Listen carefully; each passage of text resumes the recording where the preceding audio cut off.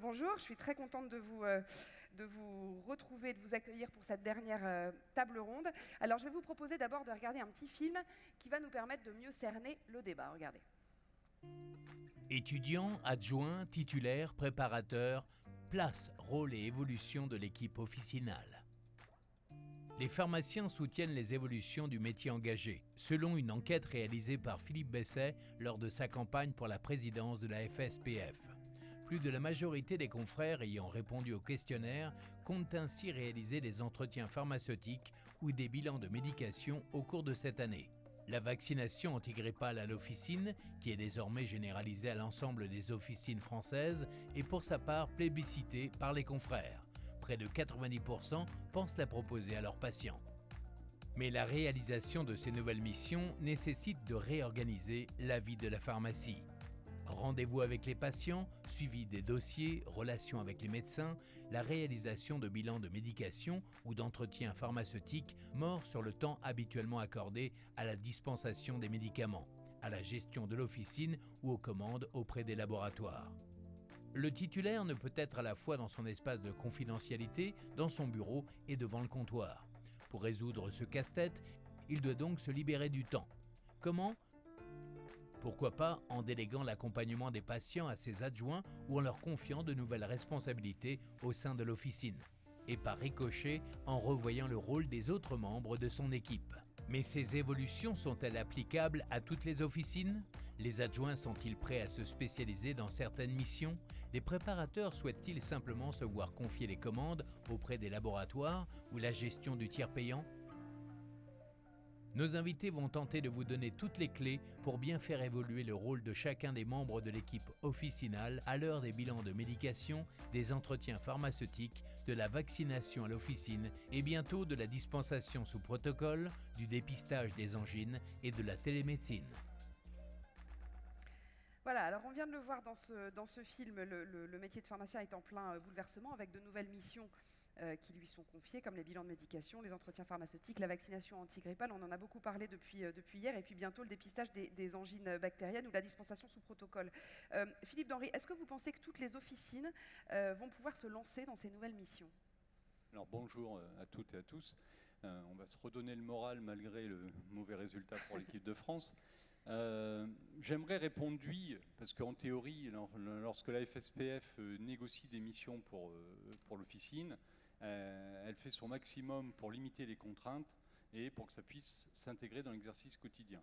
Malheureusement, on le voit avec les remontées de terrain et on l'a vu lors du sondage sur la première table ronde, 80 ou 79% des officines ne pensent pas être en capacité ou ont du mal à réaliser ces missions relationnelles, etc. Donc ça, c'est un point qu'on pourra encore discuter dans d'autres sujets.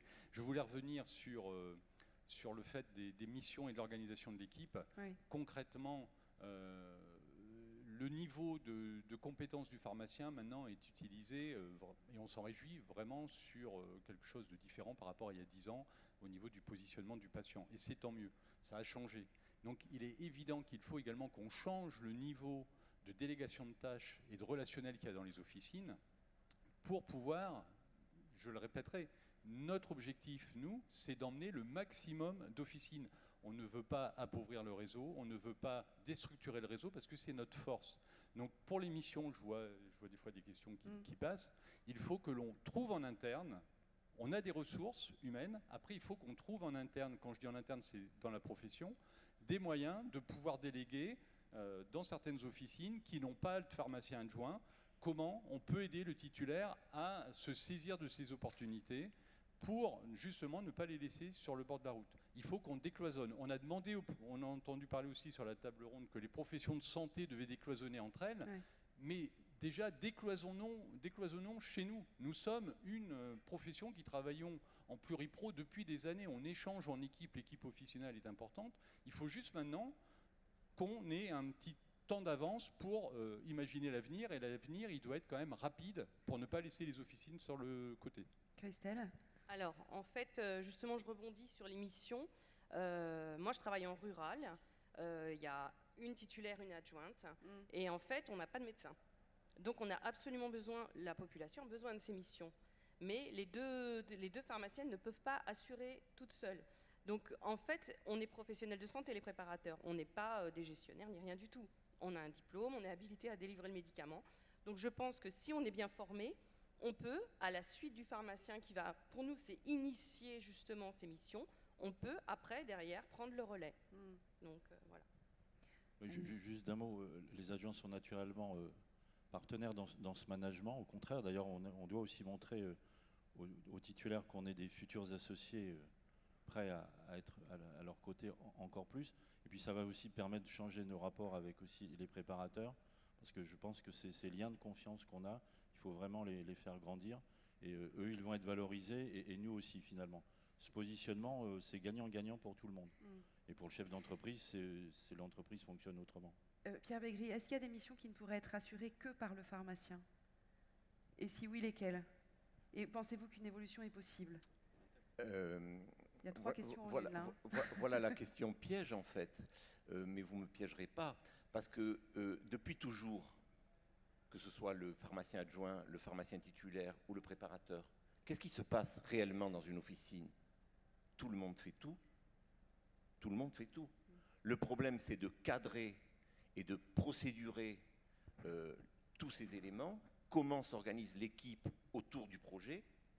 Moi, dans le mot préparateur, autrefois, il y avait préparation. Ce temps a changé. On ne fait plus de préparation. Mais dans le mot de préparateur, il y a le mot préparer. Moi, ça ne me pose aucun problème qu'un préparateur ait la formation nécessaire pour préparer un entretien pharmaceutique. Ça ne me pose aucun problème qu'un préparateur, avec la formation nécessaire, puisse mettre le patient en situation d'avoir une vaccination, d'avoir un message de prévention au comptoir. Je vous rappelle que la vaccination que nous avons obtenue, elle rentre dans le cadre de la mission de prévention qu'ont les pharmaciens. Derrière un préparateur, un adjoint, ils doivent être assez formés pour entamer ce débat, préparer. Moi, je parle d'une équipe. Et cette équipe, quelque part, le plus important, c'est la formation et la qualité. Il ne vous a pas échappé que de plus en plus, des pharmaciens rentrent dans une démarche qualité. Cette démarche qualité, elle apporte quoi? Elle apporte le management, elle apporte comment se former, elle apporte comment s'organiser, se former. C'est un tout. Je vous ai parlé d'équipe en début d'entretien. Moi, c'est ça qui compte. Parce que derrière, il y a la pharmacie d'officine. Et tout ce qui se passe dans la pharmacie d'officine, ça doit être accessible à ces acteurs avec des procédures. Et derrière, chacun se limite à ce qu'il peut faire et ce qu'il doit faire. Mais alors justement, Alain Guillemino, comment est-ce qu'on peut concrètement organiser le rôle, la place de chacun pour répondre à ces nouvelles missions au sein de l'officine? Oui. Alors moi, ça, c'est très clairement, il faut que le préparateur soit impliqué dans les nouvelles missions qu'on mène à l'officine. Alors lui donner beaucoup plus d'autonomie, je pense, qu'il a actuellement. Très clairement, les pharmaciens ne vont pas pouvoir remplir toutes les nouvelles missions qui leur sont proposées, et on espère encore plus dans l'avenir, s'il ne met pas toute l'équipe effectivement sur une dynamique de repérage, de recrutement des patients. Moi, ça me paraît évident. La détection des différentes pathologies, parce que bien souvent, la réception, enfin l'accueil du patient, c'est les préparatrices et les préparateurs qui le font. Là, ça c'est le premier point. On l'a déjà dit, le pharmacien d'officine, c'est un professionnel de santé qui évolue déjà au sein d'une équipe. Donc, naturellement, on peut déléguer des missions aux préparateurs. Moi, il y a un mot qui me plaît bien, c'est le PPA, le préparateur de pratique avancée. Comme on parle des infirmières de pratique avancée, pourquoi pas imaginer dans les futures licences pro, préparateurs, etc., justement ce diplôme. Alors, je sais pas, ça peut être un nom, c'est un nom qui est lancé comme ça, mais ça veut bien dire qu'on va confier aux préparateurs des tâches dans la chaîne d'accueil du patient, quelque part. Au final, effectivement, ça va être le pharmacien adjoint au titulaire qui va finaliser l'entretien, mais le préparateur aura pris toute sa place dans cet accueil. Allez-y, Christelle, vous voulez intervenir? Alors, actuellement, au comptoir, on recrute les patients Oui. parce qu'on délivre les ordonnances, on fait les explications. Donc, on recrute les patients pour justement le suivi avec cas, etc. Donc, on fait déjà ces missions-là. Donc, après, c'est justement être mieux formé pour pouvoir peut-être faire la suite, comme je vous expliquais, la mise en place de l'entretien, c'est le pharmacien. Et la suite, c'est le préparateur. Jérôme Parisi-Barbier, quel rôle l'adjoint, si on parle de l'adjoint, peut jouer dans la réorganisation de l'équipe officinale? Là, je pense qu'il doit être force de proposition auprès du titulaire, encore une fois, dans une démarche future de s'associer, par exemple.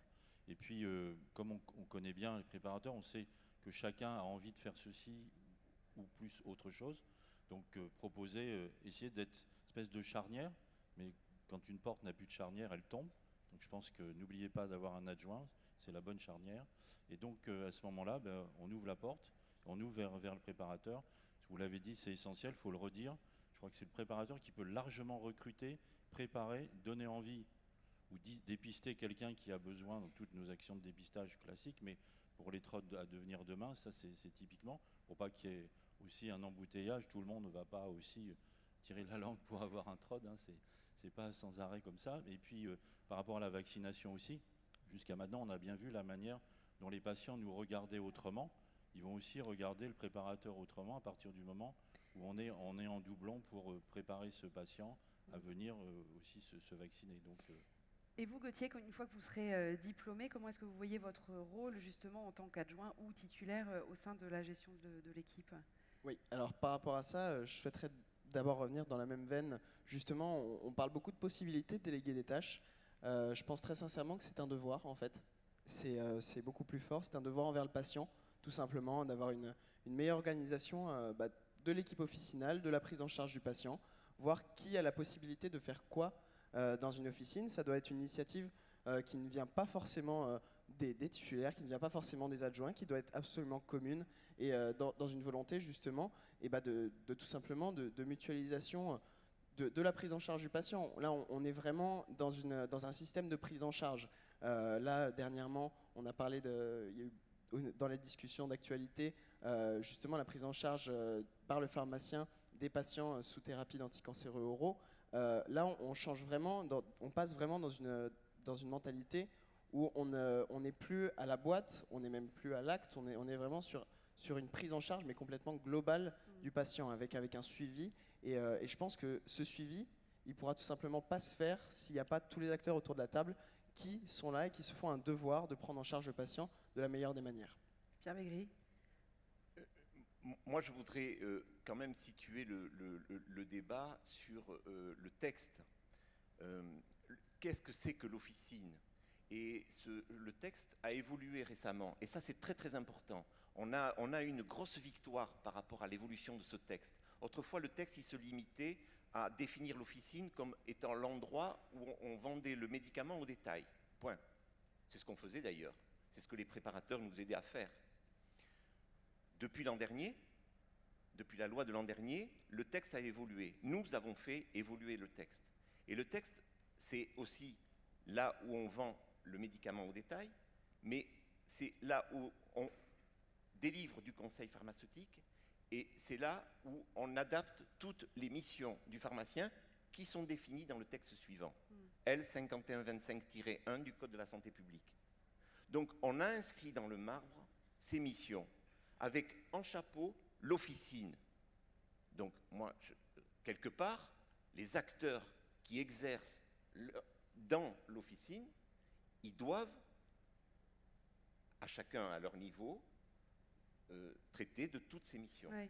Voilà, pour moi, et les préparateurs, comme les titulaires, le Code de la santé publique définit leur mission. Et les préparateurs sont pénalement responsables de l'aide qu'ils apportent aux pharmaciens. Donc, quelque part, il ne faut pas avoir de crainte. Tout est figé dans le Code de la santé publique. Le tout, c'est l'adaptation, l'organisation et la qualité. À mon avis, si on a intégré ces 3 modèles, on arrive à tout dans une équipe. Alors justement, Christelle de Grelle, est-ce que les préparateurs sont prêts à accomplir quelle mission et sous quelles conditions? Alors, en fait, les missions, on est prêt à faire tout parce qu'on voudrait évoluer. Ça serait bien qu'on ait plus ce plafond de verre. Donc, c'est vraiment une porte ouverte pour nous. Ça nous recentre dans l'officine avec une place prépondérante. On a une reconnaissance de notre métier parce qu'en fait, le grand public ne nous connaît pas. On est toutes des pharmaciens, enfin toutes et tous des pharmaciens. Voilà. Donc là, au moins, on aurait vraiment notre place. Et voilà, c'est... Et sous quelles conditions alors? Alors, les conditions, c'est toujours d'avoir Alors, on a le contrôle effectif. Ça aussi, on aimerait bien que ça change un petit peu parce que dans la réalité, on n'a pas le pharmacien qui est derrière notre épaule à regarder ce qu'on est en train de faire. Ça, c'est pas vrai, non plus pas dans la vraie vie. Donc en fait, voilà, ce mot-là, il est ambigu pour toute. Il est ambigu pour la profession. On aimerait bien qu'il y ait un peu de lest de lâcher. Et moi, je suis prête à faire toutes les missions personnellement. Attention, je vais faire hurler. Je vaccine ma famille. Je sais le faire. On m'a appris, une infirmière m'a appris. Voilà, donc on n'est pas bloqué. Moi, ma titulaire ne veut pas mettre en place la vaccination parce qu'elle ne veut pas vacciner. Elle n'aime pas ça. L'adjointe a fait la formation, mais on ne met pas en place parce qu'elle est obligée de le faire si l'adjointe n'est pas là. Donc vous voyez, ça bloque, ça entrave, alors qu'on a une demande des patients. Au quotidien, on nous demande est-ce que vous piquez, est-ce que vous piquez. Donc il va falloir vraiment parler et voir quelles tâches peuvent être déléguées. Si une infirmière peut piquer, un préparateur peut piquer. Je voudrais la rassurer, c'est pas du tout ça le texte. Elle n'est pas obligée. Justement, c'est typiquement le sujet. C'est une délégation de tâches. Le chef d'entreprise a estimé qu'on pouvait vacciner dans son entreprise. Il délègue cette tâche en particulier à l'adjoint qui est vaccinateur. Donc, quand elle n'est pas là, c'est sur rendez-vous. Ce jour-là, les patients ne sont pas vaccinés.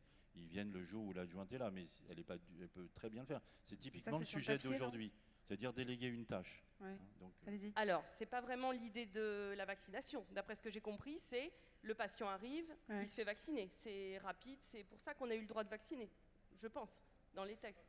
Prenez le micro. Oui, c'est pas forcément sur rendez-vous, ça dépend de l'organisation des officines. Je pense que ce que Christelle a voulu dire, c'est que si l'adjointe y va, entre guillemets, vaccine, et que le jour où elle n'est pas là, qu'il y a des demandes de patients que la titulaire ne veut pas faire, elle se sent un peu en porte-à-faux. Donc c'est pour ça qu'elle ne veut pas le faire directement. Oui, parce que le patient, lui, il veut être vacciné. Parce que le patient, il va se dire, un coup je peux, un coup je peux pas. Oui, voilà. Allez-y. À mon avis, il ne faut pas brûler non plus les étapes. Je vous rappelle que la vaccination, l'an dernier, c'était une expérimentation. C'est une expérimentation qu'on a, entre guillemets, gagnée de haute lutte, parce que derrière, il y a beaucoup de pharmaciens qui ne l'ont pas compris, il y a beaucoup de pharmaciens qui ne font pas la vaccination et qui sont anti la vaccination. Je le regrette. Pourquoi? Parce qu'ils n'ont pas compris, ils n'ont pas saisi que dans les missions, il y avait la prévention. Donc on est en train de transformer une mission qui s'appelle la prévention en un acte qui peut être un acte infirmier. Moi je me dis pourquoi pas, l'acte il est infirmier, il pourrait être très bien fait par un préparateur, à condition que le préparateur soit formé. Derrière c'est un acte de prévention. On a une expérimentation qui a été faite ainsi, il faut laisser le temps aux choses de faire les choses, il ne faut pas brûler les étapes. Hein. Mais franchement, moi, ce qui m'importe, ce que je vous dis et que je vous redis, c'est qu'on a l'officine et à l'intérieur de l'officine, on a une équipe. Et je ne sortirai pas de ce message et de ce débat. Philippe Denry, vous voyez la question qui s'est affichée sur l'écran, j'ai vu que vous étiez en train de la lire pendant qu'on parlait. Vous parlez de passage universitaire pour la formation des préparateurs. Peut-on en savoir plus, Bac+3 ou pas? Oui, je vais répondre à ça. Juste une petite digression. Effectivement, quand j'ai vu d'autres messages qui passent, où beaucoup je suis d'accord, pour les officines, comment le mettre en place, les difficultés, le personnel, c'est justement le but de la table ronde. Ici, c'est justement en interne, mais j'ai bien entendu ce qui vient d'être dit, c'est qu'on réfléchisse et qu'on se donne les moyens pour ouvrir un petit peu les portes et que l'on puisse s'organiser en interne. Là, on a les ressources, il faut juste que l'on soit un petit peu imaginatif et pas dans 10 ans ou dans 15 ans. J'entends bien pour la vaccination, c'est tout nouveau, mais par exemple, l'organisation des entretiens, on peut très bien avoir un démarrage pharmacien sur, par exemple, l'entretien d'évaluation. Et on a maintenant les entretiens thématiques qui sont beaucoup plus légers, qui peuvent se faire au comptoir. Et si jamais le pharmacien, lors de son entretien d'évaluation, concrètement, a vu qu'il n'y avait rien de grave, que le patient comprend bien son traitement, mais qu'on veut faire le suivi quand même, 6 ou 7 questions qui sont sur les entretiens thématiques. Dans une pharmacie, c'est pareil. Après, chacun fait comme il veut. Mais dans une pharmacie où il n'y a pas de pharmacien, si le titulaire est occupé à autre chose, le préparateur pourrait très bien faire ses entretiens thématiques de relais. Nous ne bloquons pas. Et sur la formation des préparateurs, effectivement, c'est quelque chose qui vient d'émerger assez rapidement. C'est la loi santé qui a été votée cet été, qui permet aux universités de pouvoir faire des expérimentations sur certains diplômes. Et donc, un certain nombre d'universités se sont saisies de ces expérimentations possibles, travaillent avec notamment l'enseignement supérieur, et effectivement, pour universitariser une partie des études de préparateur. Tout n'est pas figé. Est-ce que ça va être la formation de BP sur la base va rester la formation des 2 ans et l'université après interviendra soit sur ces 2 ans plus la 3e année qui pourrait être mise en place avec une partie universitaire plus forte, ou est-ce que toute la partie universitaire sera étalée sur les 3 ans? Là, c'est d'expérimentation. Les universités pourront proposer plusieurs schémas. L'idée, effectivement, c'est que les préparateurs arrivent sur une licence et donc rentrent dans le schéma universitaire. Après, il y a plein de possibilités, mais ça permet aussi de pouvoir avoir des passerelles. On sait que les étudiants sont également très vigilants sur les passerelles pour pouvoir se réorienter dans certains cas. Donc c'est quelque chose qui va bien. Et effectivement, ces préparateurs ainsi formés qui seraient passés par l'université et qui auraient donc un niveau licence ou une licence, dans les officines, je vois comment on les payerait, etc. Il faut qu'il y ait un plus dans l'entreprise pour que ces préparateurs, effectivement, puissent apporter un plus à l'entreprise et être payés. Après, ce n'est pas non plus un salaire, non plus, il y a d'autres professions. Oui. On peut parler des biologistes où ils ont des formations Bac plus 3. Le différentiel de salaire n'est pas extraordinaire. Allez, pour conclure là-dessus, Alain Guillemino, allez-y. Oui, au-delà de la formation initiale, certainement très importante, il faut upgrader, et ça on est tous d'accord. Je crois que les enjeux aussi sur les missions qui arrivent au cours de l'exercice professionnel, c'est d'avoir une formation continue. Alors certes pour les titulaires, pour les adjoints, mais aussi pour adapter aux préparateurs. Et donc ça c'est aussi un enjeu de la formation continue, de s'adapter aux différents modes d'exercice. Et on n'est pas, je veux dire, ce qu'on propose comme formation, ça s'adresse à tout le monde. Mais effectivement, peut-être que les formats doivent être adaptés justement à l'intégration des préparateurs dans ces nouvelles missions. Alors, on va faire un petit sondage dans la salle. Ce que je vous propose, c'est de prendre vos smartphones et de vous reconnecter sur le site dont je vous donnais l'adresse tout à l'heure, pharma.appli.live. Et vous allez cliquer sur l'onglet quiz. On va faire une question quiz à laquelle vous allez avoir quelques secondes pour répondre. Ça n'est pas très compliqué, vous cliquez sur A ou sur B. Et la question va s'afficher tout de suite. Est-ce que vous êtes favorable à une évolution des missions des préparateurs et du rôle d'encadrement des adjoints au sein de la pharmacie? Vous cliquez sur A ou sur B ou sur C si vous n'avez pas d'avis. Et vous avez 20 secondes pour le faire. Évidemment, ça aura valeur de sondage juste entre nous, mais c'est assez intéressant après les discussions qu'on a eues. Je vous donne la parole dans une seconde. On va attendre les résultats, Gauthier. Je vois que vous avez envie de parler. Voilà, il vous reste 5 secondes pour voter. Et le résultat va s'afficher sur cet écran. Alors, est-ce que vous êtes favorable à cette évolution des rôles? Oui, à 83%. Ouais, oui, vous pouvez. Estelle est contente. Et vous remercie beaucoup. Alors, Gauthier, une réaction là-dessus?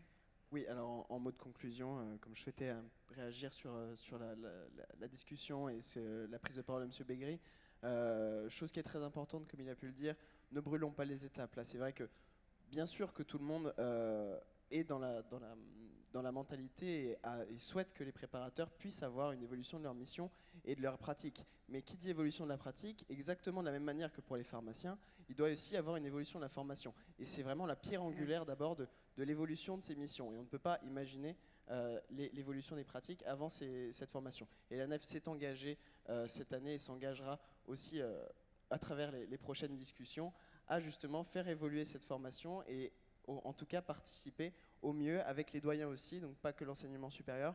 Les doyens sont présents aussi sur sur cette thématique pour l'universitarisation et pour tout simplement l'évolution de la formation. Philippe Denry, je vous donne le mot de la fin là-dessus et sur ce mini-sondage qu'on vient d'organiser à l'instant. Oui, donc effectivement, on va dire que par rapport aux autres sondages, c'est le seul où il y a le oui qui l'emporte. Donc on termine sur une note positive. Merci et très bien. Je vois que les mentalités sont prêtes également sur un grand nombre de titulaires qui ont envie d'adapter leurs officines aux nouvelles missions qui arrivent parce qu'ils ont envie de s'investir et ils ont envie de s'investir dans ces nouvelles missions. Et moi, je retiens qu'effectivement, il y a un travail urgent à faire au niveau de la profession pour qu'on puisse justement tous avancer, que ce soit au niveau de la formation, que ce soit au niveau des textes, pour pouvoir alléger certaines lourdeurs, on va dire, qui peuvent handicaper des officines qui ne trouvent pas ou qui n'ont pas de pharmaciens adjoints, mais qui ont quand même envie de répondre à cet enjeu de santé publique. Et c'est le réseau tout ensemble qui gagnera, pas quelques officines, ce sera tout le monde qui permettra de valoriser le réseau officinal. Bon, bah écoutez, merci beaucoup. Merci à tous vous.